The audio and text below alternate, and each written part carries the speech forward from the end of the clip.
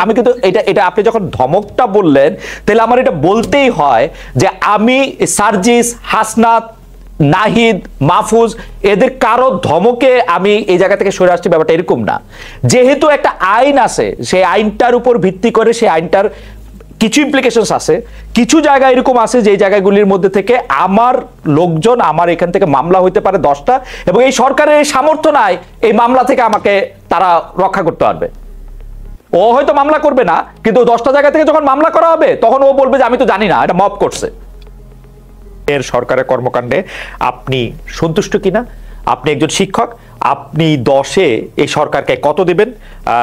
যে আকাঙ্ক্ষা নিয়ে আন্দোলন করে শেখ হাসিনার পতন ঘটানো হয়েছে এবং যে আন্দোলনে আসলে সবাই অংশগ্রহণ করেছে কারণ এই এই সরকারের পতন, সেই আকাঙ্ক্ষা পূরণে ডক্টর ইউনূসের সরকার, আমরা এটাকে ডক্টর ইউনূসের সরকার বলবো না বৈষম্য বিরোধী ছাত্র আন্দোলনের সরকার বলবো আমি জানি না, কারণ তাদেরই দেখা যাচ্ছে, ডক্টর ইউনূসও বলছেন যে তারাই তাকে চাকরি দিয়েছেন। আপনি কত নম্বর দিবেন নেত্রাপা?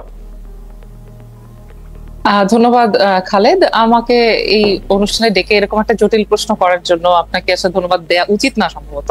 তারপরেও আমি এই যাই বলি না কেন তাতেই বোম ফেটে যায়, কি বলবো সেটাও তো চিন্তা করে বলতে হয়।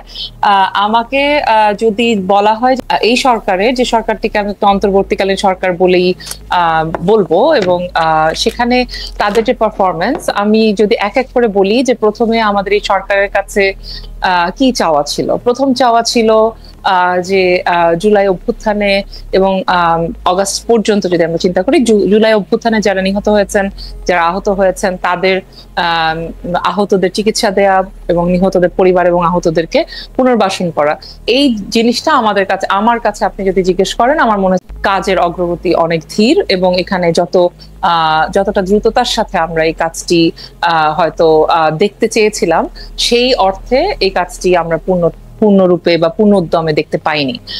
এক্ষেত্রে আমি ধরে নিচ্ছি যে এর মধ্যে যে বন্যা হয়েছে, প্রাকৃতিক দুর্যোগ হয়েছে, আরো অনেক দুর্যোগ হয়েছে, কারণে সরকারের কাজ পিছিয়ে গেছে, সব মেনে নিয়েই বলছি আমাদের এটা প্রায়োরিটি টাস্ক ছিল, এবং এই প্রায়োরিটি টাস্কে আমরা 2 মাসের মাথায়ও গণতান্ত্রিক অধিকার কমিটি থেকে বলেছিলাম যে সেই টাস্কটিতে সরকার আশানুরূপ ফল করতে পারেনি। এবং আজকে এসে আমরা দেখতে পাচ্ছি যে আসলে কয়েকজন নিহত পরিবারকে গত সপ্তাহে বা এই সপ্তাহেই বোধহয় চলতি সপ্তাহে তাদেরকে ডাকা হয়েছে এবং এক ধরনের যোগাযোগ তৈরি হচ্ছে, কিন্তু এটা আমাদের কাছে আশা ছিল আরো আগে এটা ভালো করে হবে। সেই জায়গাটাতে আমাদের একটা খুব নিরাশার জায়গা তৈরি হয়েছে। দ্বিতীয় যে জায়গাটি, সেটা হচ্ছে জনমনে নিরাপত্তার ধারণা দেয়া এবং জনগণ আসলে নিরাপদ আছেন কিনা। এবং জনগণ বলতে আসলে কিন্তু সংখ্যাগরিষ্ঠ জনগণকে বোঝায় না শুধু, জনগণ বলতে নানান রকম জনগণ, তার মানে বিভিন্ন বর্গের মানুষ, নারী, শিশু এবং বিভিন্ন ধরনের ধর্মীয় এবং জাতিসত্তাগত যারা সংখ্যালঘুকৃত মানুষ আছেন, তাদের প্রত্যেকের যে স্বর, সেই স্বর কিন্তু আমরা শুনতে পাচ্ছি না, বরং আমরা গত 3 মাসে দেখেছি নানাভাবে তাদের অধিকার খর্ব হচ্ছে, তাদের উপর হামলা হচ্ছে, আক্রমণ হচ্ছে, এমনকি পাহাড়ে যে আক্রমণ হয়েছে, যে হত্যাকাণ্ড হয়েছে, সেগুলোর ক্ষেত্রে আমরা খুব জোরালো পদক্ষেপ দেখতে পাইনি সরকারের কাছ থেকে। যে পদক্ষেপ আমাদের নারীদেরকে, আমাদের ভিন্ন মতাবলম্বী মানুষদেরকে, ভিন্ন জাতিসত্তার মানুষদেরকে, ভিন্ন ধর্মের মানুষদেরকে এক ধরনের স্বস্তি দেবে যে না, এই সরকার আমাদের সাথে আছে, সেই অবস্থানটা তারা পরিষ্কার করেন নাই। এবং যেহেতু আমরা জানি, এই কথাটি আমি বলছি এটা জেনে এবং মেনেই, যে বাংলাদেশের সব পুলিশ ফেরত আসেনি, এখনো আমাদেরকে আর্মিকে ম্যাজিস্ট্রেসি পাওয়ার দিয়ে অনেক কিছু চালাতে হচ্ছে, এই সমস্ত কিছু জেনে বুঝে পাচ্ছি। ম্যাডাম, ট্রাফিকেরও কিন্তু শৃঙ্খলা ফেরেনি। আর সবচেয়ে বড় কথা, আমি শেষ করে দিচ্ছি, সবচেয়ে বড় কথা হচ্ছে বাজারে যে ভয়ঙ্কর পরিমাণে দাম বেড়ে গেছে সবকিছুর, এই জায়গাতে আমি বলবো যে আমাদের সরকার সেই কার্যক্রমটি দেখাতে পারেনি এখনো।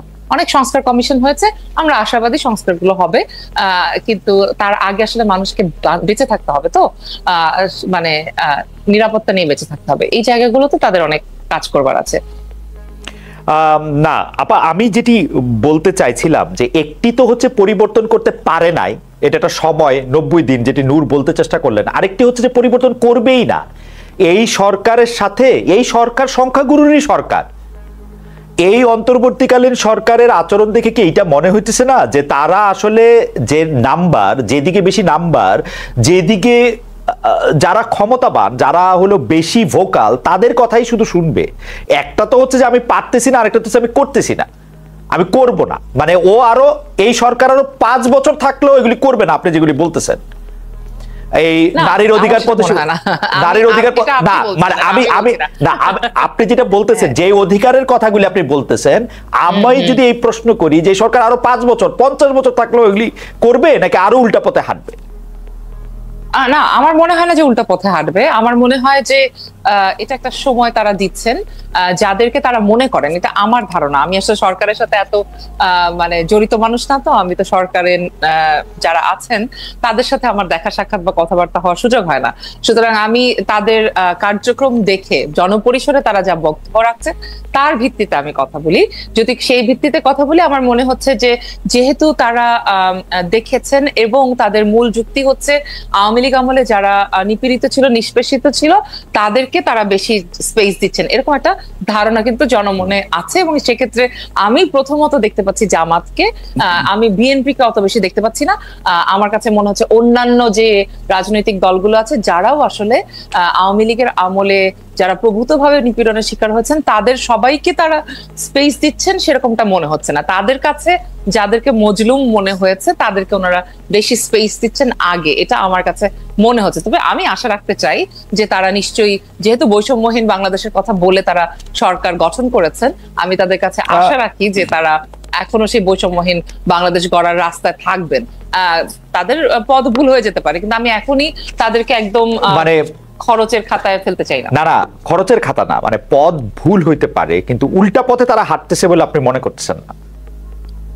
না, নট নেসেসারিলি। আমার কাছে মনে হচ্ছে যে আমি জানি যে আপনি উদাহরণ দিতে পারেন যে এক ধমকে এদিকে চলে যাচ্ছে, আরেক ধমকে অন্যদিকে চলে যাচ্ছে, এরকমটা আছে, এটা একদম নাই তা বলছি না। তার কারণ হচ্ছে আমার ধারণা সরকারের বহু মানে সরকারের মধ্যে যে উপদেষ্টারা আছেন তাদের সকলেরই কিন্তু এরকম রাজনৈতিক পরিস্থিতি এবং দেশ সামলানোর অভিজ্ঞতা নেই, বা অভিজ্ঞতা থাকলেও সেই অভিজ্ঞতার মধ্যে আরো যে সমস্ত স্ট্রেংথ একটা সরকারের থাকার দরকার সেটা এই মুহূর্তে এই সরকারের নাই। সবচেয়ে বড় যে সমস্যাটার জায়গা সেটা হচ্ছে ফ্যাসিবাদের পতনের পর ফ্যাসিবাদী ব্যবস্থা তো চলে যায়নি, আমাদের মননের মধ্যে যে ফ্যাসিবাদ গেড়ে বসে আছে সেটাও কিন্তু অত সহজে দূর হয়ে যাচ্ছে না।